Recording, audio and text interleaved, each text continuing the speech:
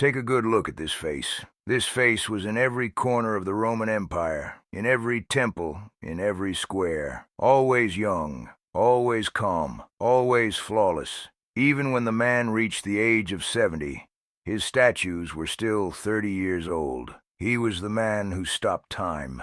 But the reality was very different from that marble. When Caesar was killed, the person he left his inheritance to was not a powerful general, but this scrawny child, Gaius Octavius. Roman generals laughed at him. Mark Antony said, "He's just a child consisting of a name." But they were wrong. This child had a talent that even Caesar did not have: patience and an ice-cold intelligence. Today we will talk about how a young man branded himself as the Son of God and turned Rome into the property of a single family. Welcome to the birth of the art of propaganda, 44 BC. Everyone was shocked when Caesar's will was announced. He had left all his wealth and name to his 18-year-old nephew Octavian. Octavian came to Rome immediately and made his first PR move.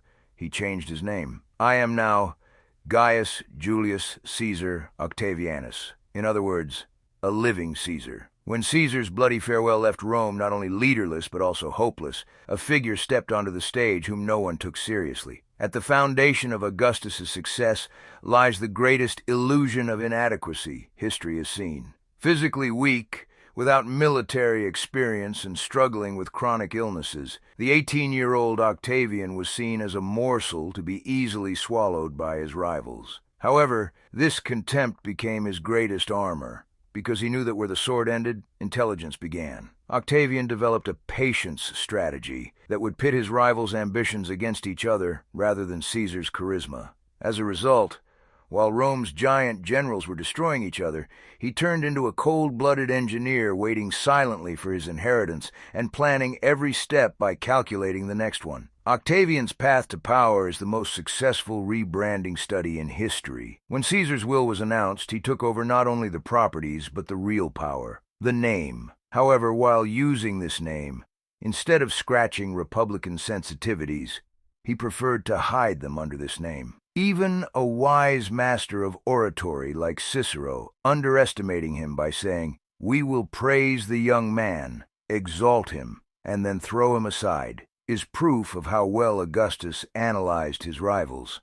Cicero believed in the power of oratory, Augustus in the definitive result. The purge process that started with the Second Triumvirate and the display of Cicero's severed hands in the Forum was not just a revenge, but the announcement that Rome's old discussing identity was officially buried. The era of talking was closed, and Augustus's design of silent and absolute authority had begun. The main element that ensured the permanence of the regime Augustus built was visual propaganda that conquered the minds of the masses rather than armies. Although we remember Roman statues today with the grave simplicity of white marble, this is actually a modern misconception. Forensic methods such as VIL and XRF spectroscopy prove that these statues were once vivid, even colorful enough to be considered gaudy. Augustus delivered his message to millions of illiterate subjects in the language of colors.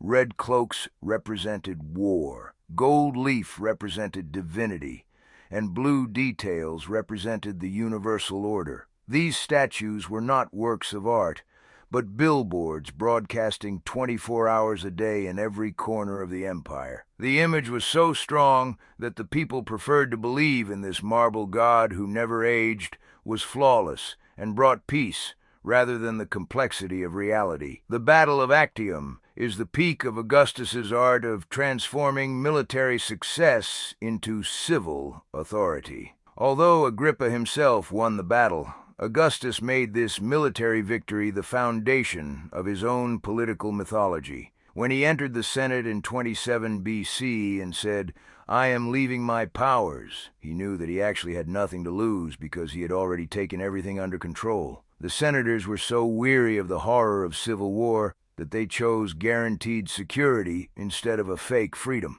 The titles of Augustus and Princeps given to him covered the dictatorship with a mask of first citizenship. This was an illusion the Roman people entered with their own consent. The institutions of the Republic seemed to work, But all decisions were coming from a single center, from Augustus's marble rooms. Augustus's words, "I found Rome a city of bricks and left it a city of marble," symbolize not only an architectural success but the complete change of the institutional structure of the state.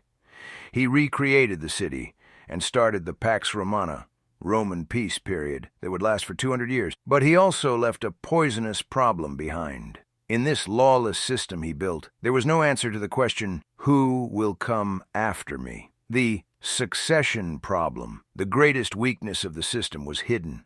Augustus had worn the Republican mask so tightly that he could not establish a legal mechanism for the determination of the one to come after him, because someone who claims not to be a king could not appoint an heir either.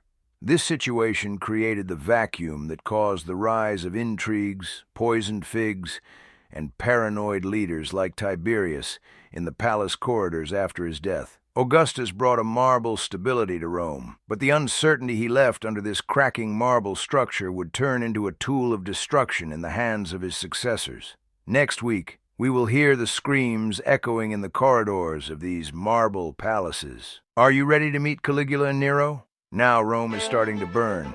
Liking and subscribing to our channel will positively motivate us for new projects. Please state your views in the comments.